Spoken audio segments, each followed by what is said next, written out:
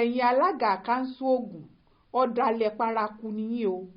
Àwọn alága Kansu ìpínlẹ̀ Ogun ṣe bẹbẹ lọ́sẹ̀ tó kọjá yìí. Lọ́jọ́ kejì tọ́kan nínú wọn, Wálé Adédayọ̀ tí í ṣe alága Ìjẹ̀bú East ti pariwo síta pé gómìnà Dàpọ̀ Abíọ́dún ò fáwọn alága wọ̀nyí lówó tó tọ́ síjọba ìbílẹ̀ wọn. Làwọn alága wọ̀nyí bá jáde pé rọ́ ni Wálé ń pa o. Dàpọ̀ ò já wọn lówó, wọn ò dúró ń bẹ̀ o. Wọ́n tún sáré lọ sọ́dọ̀ gómìnà yìí. Wọ́n ń lọ dọ̀bálẹ̀ ń bẹ̀ láti lè fi hàn gbogbo ayé páwọn wà lẹ́yìn ẹ̀. Àdáńgákọ̀ ó ń balẹ̀ ara ẹ̀ jẹ́, ó rò pákọ́ lòun fìyà jẹ.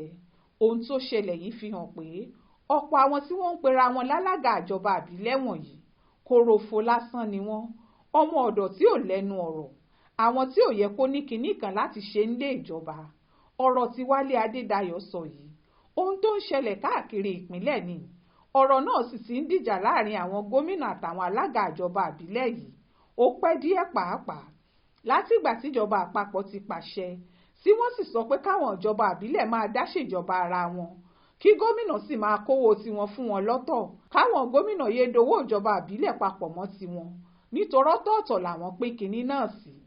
Àwọn gómìnà kan ò gbọ́rọ̀ síjọba àpapọ̀ lẹ́nu. Gbogbo owó tó bá sì jẹ́ tìjọba àbílẹ̀, àwọn wọn ò jókòó tẹ̀ tí wọ́n sì máa yọ díẹ̀ fáwọn alága ìjọba àbílẹ̀ tí wọ́n á ní kí wọ́n lọ mánéèjì yẹn náà. Nítorí bẹ́ẹ̀, ọ̀rọ̀ tí Wálé Adédayọ̀ sọ ń pa gómìnà Dàpọ̀ Abíọ́dún kì í ṣe tuntun, nítorí kò sí gómìnà kan lórílẹ̀‐èdè ìtẹ́ẹ̀tùdí ẹ̀ wò tí ó lóun kówó ìjọba àbílẹ̀ fún wọn pé bí Wálé bá wá ré léyìí tó torí ẹ̀ pariwo, ṣe báwọn tó yẹ kí wọ́n kọ́kọ́ dúró tì í kí wọ́n sì wà lẹ́yìn ẹ̀ gbágbáágbá làwọn alága ìjọba àbílẹ̀ ìpínlẹ̀ Ògùn. Ṣùgbọ́n àwọn gan wọn kọ́kọ́ sáré lọ dọ̀bálẹ̀ nítorí ìjẹkújẹ wọn. Nínú ọ̀rọ̀ tó wà ńlẹ̀ yìí, kí ló kàn wọ́n? Ṣé Wálé dárúkọ wọn sọ̀rọ̀ ẹ̀ ni? Ó lóun kò rọ́wọ́ ìjọba àbílẹ̀ òun gbà láti fi ṣiṣẹ́. Ẹ̀yin kágbádá kọ́rùn, ẹ gbọ́dọ̀ gómìnà lọ, ẹlẹ́yin rówó tiyín gbà. Gbogbo àdúgbò yín lẹ̀ sì rí kinní kan ṣe tó jẹ́ṣẹ́ ìdàgbàsókè yìí. Ìyẹn ni pé tó bá jẹ́ pé Dàpọ̀ Abíọ́dún ń fún yín lówó ń tòótọ́, ajẹ́ ilẹ̀ ń kówó náà jẹ.